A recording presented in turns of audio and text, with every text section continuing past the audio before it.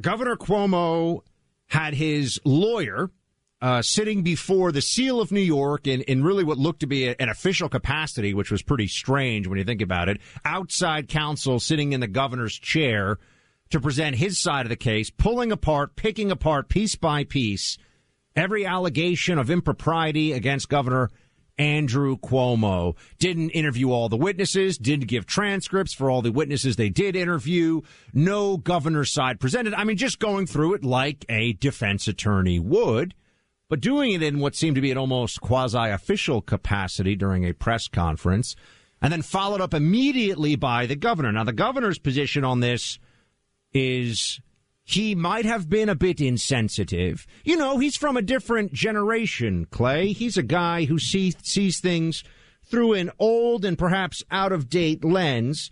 But at worst, he gave some degree of offense or discomfort without actually intending to. At worst, he was an older guy who was trying to be affectionate and supportive, he says. Not actually someone who's a predator or coercing or doing any of the things that we were led to believe last week were going on. Clay, what I see here, my man, is delay and redefine. He even mentioned how long the process would take to impeach him, how difficult it will be at a time when the city of New York and the state of New York need excellent leadership. And the rest of it seemed to me to be, what's really harassment, though? I mean, what's the difference between a touch on the back that you meet as a friend versus a touch on the back for sexual gratification? Clay, he's definitely not resigning, but is he even going? What do you think? Let me just say this. Andrew Cuomo believes that he has a skill in talking to the people of New York and in a larger context to the people of the country, and that he can persuade them that what he did may have been... Wait a second, Clay, we got breaking news. He's saying he is stepping aside. We did what? More for working families. We got to take this live. We got to take this live. Can we bring this in? Sisters. We did more to battle racism and anti-Semitism.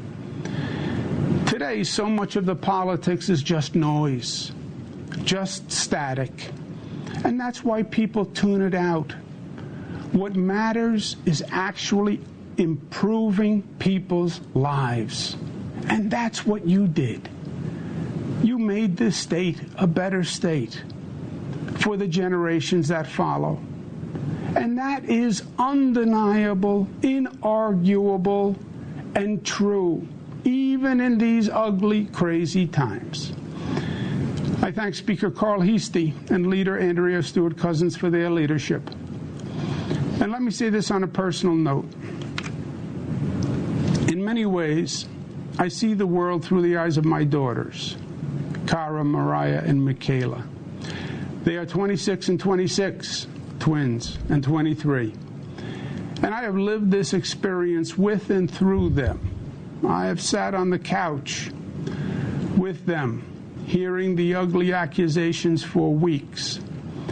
I have seen the look in their eyes and the expression on their faces. And it hurt. I want my three jewels to know this. My greatest goal is for them to have a better future than the generations of women before them. It is still in many ways a man's world. It always has been. We have sexism that is culturalized and institutionalized. My daughters have more talent and natural gifts than I ever had. I want to make sure that society allows them to fly as high as their wings will carry them. There should be no assumptions, no stereotypes, no limitations. I want them to know from the bottom of my heart that I never did and I never would intentionally disrespect a woman or treat any woman differently than I would want them treated. And that is the God's honest truth. Your dad made mistakes, and he apologized, and he learned from it. And that's what life is all about. And I know the political process is flawed, and I understand their cynicism and distrust and disappointment now. But don't give it up, because government is still the best vehicle for making positive social change. Lastly, I want to remind all New Yorkers of an important lesson, and one that I will carry with me for the rest of my life. And that's what you New Yorkers did in battling COVID. The enemy landed in New York State. COVID launched the attack here.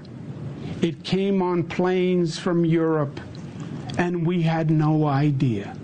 It was an ambush.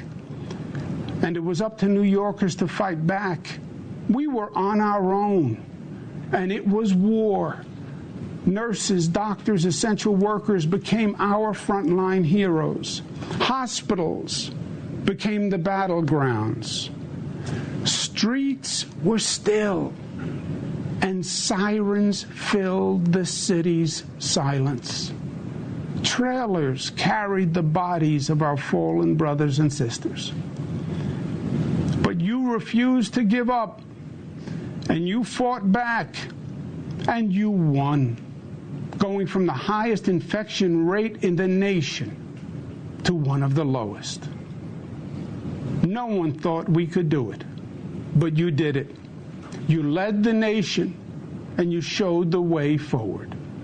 And how you did it is what's most important. You did it together, not as black New Yorkers or white New Yorkers, not as LGBTQ New Yorkers or straight New Yorkers or Democrats or Republicans or upstate or downstate or Jewish, Muslim, Protestant or Catholic New Yorkers, but as one community, one family, the family of New York. You overcame the naysayers and the haters and the fear and the division, and you unified and you rose and you overcame and you saved lives. And that was powerful in its effect. It was beautiful to see, and it was an honor to lead. Please remember that lesson. Hold it dear and hold it up high for this nation to see, because it is New York State at her finest, creating her legacy, fulfilling her destiny, giving life and animation to the lady in the harbor, saying, "Excelsior, we can be better, we can reach higher," and proclaiming E pluribus unum, out of many one. Unity, community, love. That is our founding premise and our enduring promise. And that is the salvation of this nation that it so desperately needs to hear. Thank you for the honor of serving you. It has been the honor of my lifetime. God bless you. All right. Okay, Clay. My mind is completely blown. Your mind is blown. He did exactly what you said he would never do. I'm just saying, we got so much to unpack here. I was talking to people in New York State legislature and council as of yesterday. They're like, he's going to at least fight it. So he must have decided there was no advance warning of this at all. Clay, he had his lawyer come out and basically say all the allegations against him are untrue. He came out and said, yeah, I made a few mistakes, but no big deal. It looked like we're in the last 2 minutes of the press conference, and he's like, actually, I'm out. I'm stunned. What did I say yesterday? Coming. Absolutely stunned. This feels, listening to this, like it might be an argument that he tries to come back in 2022. He's going to resign. He's done it in time to potentially put himself into the Democratic primary. He used this opportunity. Just think about it. He used this opportunity to make the case that he did nothing wrong, but that he was stepping down because of the mess that would be entitled and caused if he were going to be impeached. He now can step away and say, I did nothing wrong. And in theory, if he sits out for a couple of months, he could come back and try to get reelected. Then he's wiping all the problems clean. And he is the governor again in 2022. I mean, it's stunning. Clearly there was a reputational protection strategy here with that's why, I mean, why have your lawyer come out, right? He could have resigned the first time out. So clearly he thought. He could have also resigned in the first 5 minutes of this speech, right, as opposed to when we were listening, we cut it out because we're like, okay, he's not going to resign. And then he drops the bombshell because, I mean, again, if you try to think like Andrew right, Cuomo. I mean, this is a theory. You may be right, but I would say right now, no, I'm just in the prediction game. I mean, my God, resigning like this, he can't disappear, right? So if you think about what is the end goal, it is to maintain his relevancy. Instead of getting dragged through the mud, he gets the final word in some way. Everybody took this live. Fox News, MSNBC, CNN, the Clay Travis and Buck Sexton show. And he decides to suddenly pivot at the very end and say, hey, despite the fact that I did nothing wrong, I'm going to fall on the sword basically for the betterment of New York. 2 months' time, Buck, or whatever the time frame is, he comes back, he reemerges, he says he's a changed man, he's learned, and he's running, and he gets to run against maybe the woman who said that he was a sexual harasser, Letitia James. He gets to run against whoever the other Democrats are that would rise up and be interested in this job. And the ultimate vindication he can claim is if he gets the nomination, that the people of New York still believe in him. They still believe in Andrew Cuomo, and he can run again in 22. I'm not saying he's going to do it, but I'm saying all these pictures I of think him we also kissing should spend some people time and on why else. he decided to resign now, as much as the future component of this is interesting I think as well. that's the answer. But yes, we got to, I mean, this is blockbuster news breaking live literally as we were on the air. You heard it with us in real time. I've never seen a press conference like, I mean, first of all, usually this leak. This didn't leak before. That's what I'm saying. Nothing came. There was no one saying, there was no expectation that he was going to resign today in the media. No one leaked. I mean, anyway, we'll come back into this. I got to say, I am shocked. Absolutely shocked. I didn't think he was going to do it. He did it. So there you go. Nobody can really predict the future. Breaking news, breaking news, breaking news. I love New York. And I love you. And everything I have ever done has been motivated by that love. And I would never want to be unhelpful in any way. And I think that given the circumstances, the best way I can help now is if I step aside and let government get back to governing. And therefore, that's what I'll do. Because I work for you. And doing the right thing is doing the right thing for you. And my resignation will be effective in 14 days. That is New York Governor Andrew Cuomo. Blockbuster news. I mean, it's rare to actually have blockbuster news, but I think that's fair to say. Literally, as we were coming on the air, we were listening to the beginning of this press conference. We then open the show, and as we open the show, he makes the decision to resign. And one of my first thoughts is he going to have to give back the Emmy that he won? Buck, will they rescind that? But we are trying to figure out exactly what went on. My theory is that he's trying to set the table to come back in 2022. But in the meantime, Buck, you live in New York. You've been talking to a lot of people ever since this scandal began.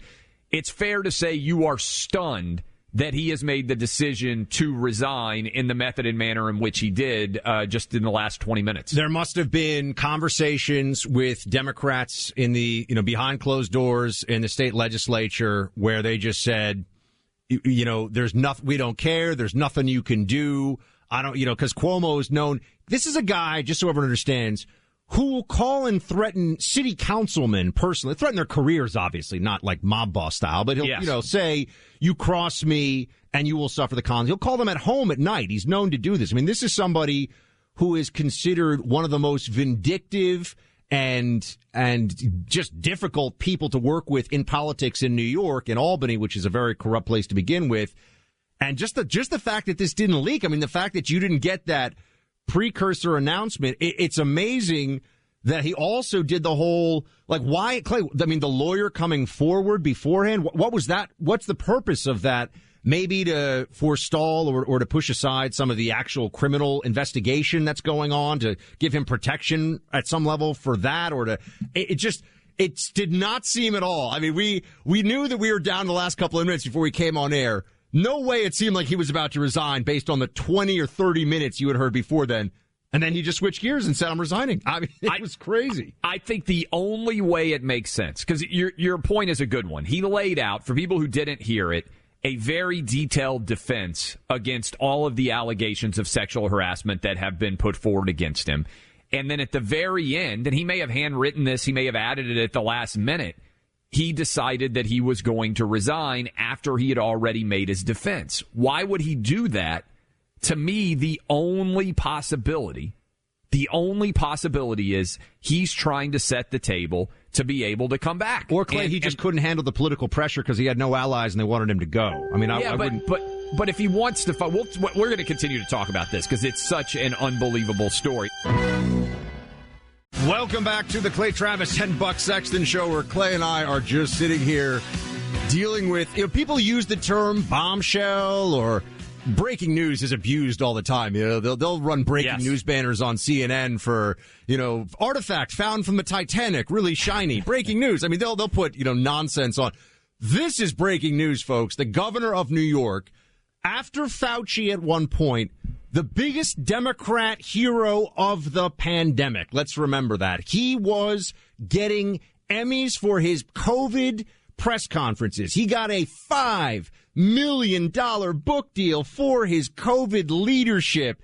He was getting people writing into him, putting hashtags on social media, calling themselves Cuomo-sexuals. There were celebrities who were talking about how gorgeous and brilliant and amazing he is. There was even talk of him standing in as the last-minute Democrat candidate for president of the United States in 2020 because he was so amazing.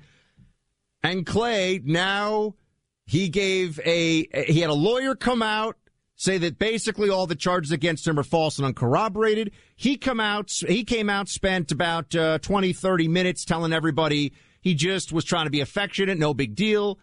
And in the last moments, Governor Cuomo resigns effective 14 days from now. I'm going to say this, man. I think for a lot of folks, I can only speak for myself, biggest political surprise to the establishment, perhaps, or to some section of the establishment since Trump, or certainly the biggest shock overall with him stepping down since Trump won in 2016. I mean, this is seismic.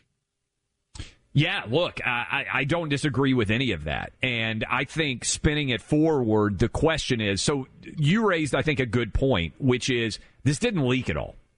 So we know a lot of Cuomo's advisors had abandoned him. So it's possible that he laid out this entire defense and then at the very end pivoted and decided that he was going to resign. And I always look, anytime a politician makes a choice like this, whether you love or hate Andrew Cuomo, and look, I think he is one of the worst governors if you look at his record with COVID and if you look at these allegations regarding sexual harassment. I think he's one of the worst governors that any state has elected, certainly in the 21st century. And if your goal is to protect your citizens based on the way he responded to COVID with the nursing home collapse and everything that spiraled out of that, which miraculously is not the reason he is ending up having to resign, which is wild to think of. It's the other scandal, the Me Too element getting him here. I think you have to think, Buck, what is his goal, right? And so the easy read here, and we talked about this a little bit, is he was going to be impeached, right? The votes were there. He knows that he wasn't going to be able to survive an impeachment process in New York, and that was going to take some period of time to play out. So if you know that you're going to be forced out of office, then you are left with options. Do you choose to go out on your own terms, or do you fight tooth and nail until the bitter end when they remove you from office?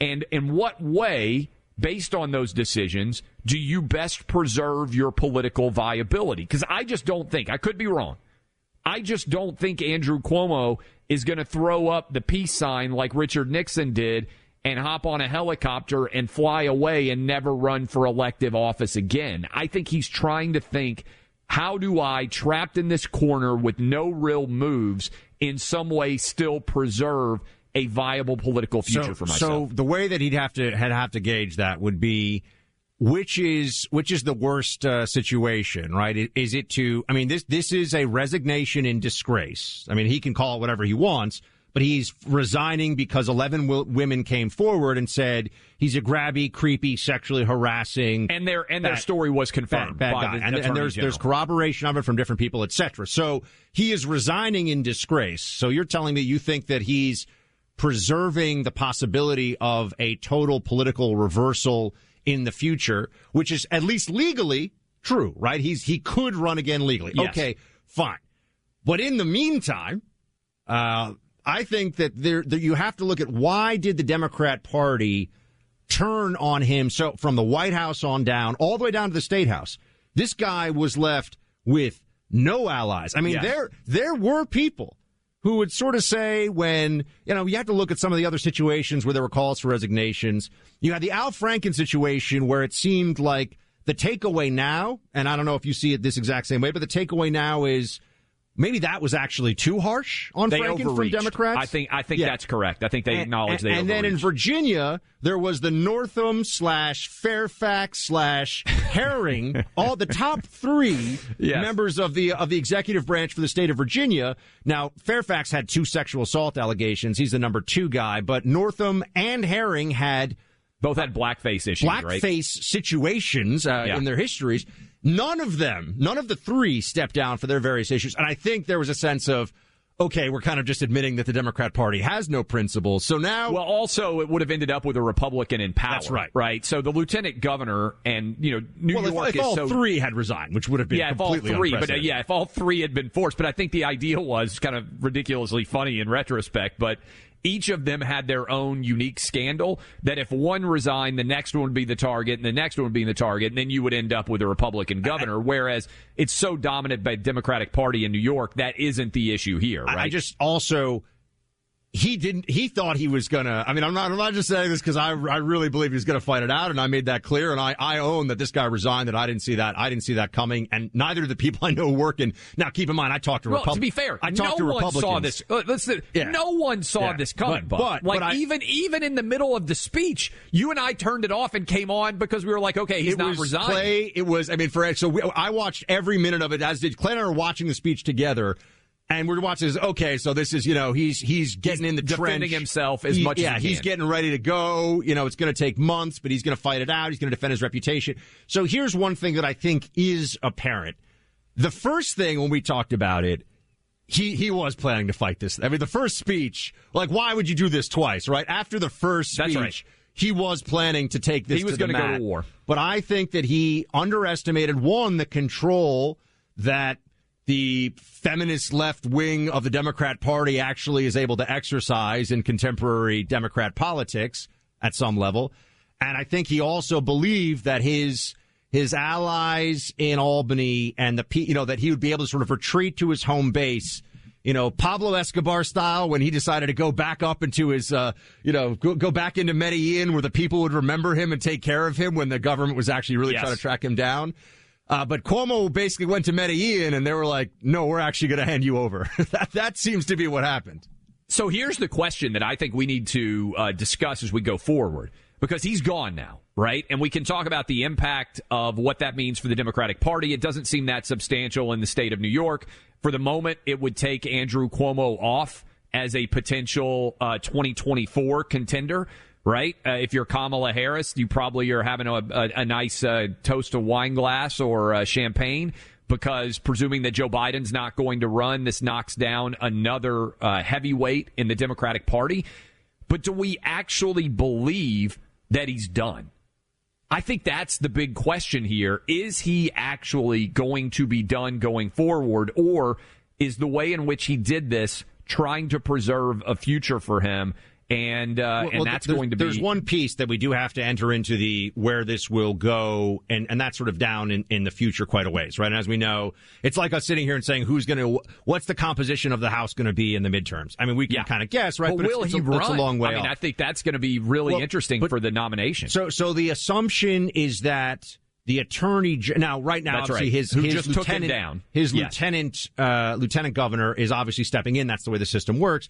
But the Attorney General, Letitia James, who's I will say within New York State politics pretty broadly, not even just within the Democrat Party, people like her. I have friends who like and respect her.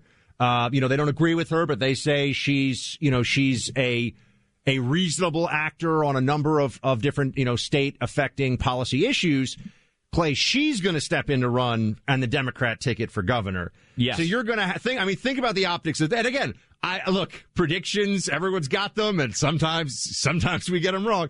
But you're going to have the black female Democrat darling who just put out the report to destroy Andrew Cuomo's political career running for governor. He's going to run against her? Because he's going to be able to argue, Buck, that her entire report was political and was about giving her the opportunity to be governor. That's my theory. I mean, look, man, Clay, we are living in a world today where I got to feel like anything is possible. So that would be almost as mind blowing as what just happened if he pulls it. But hey, that's what I think may happen.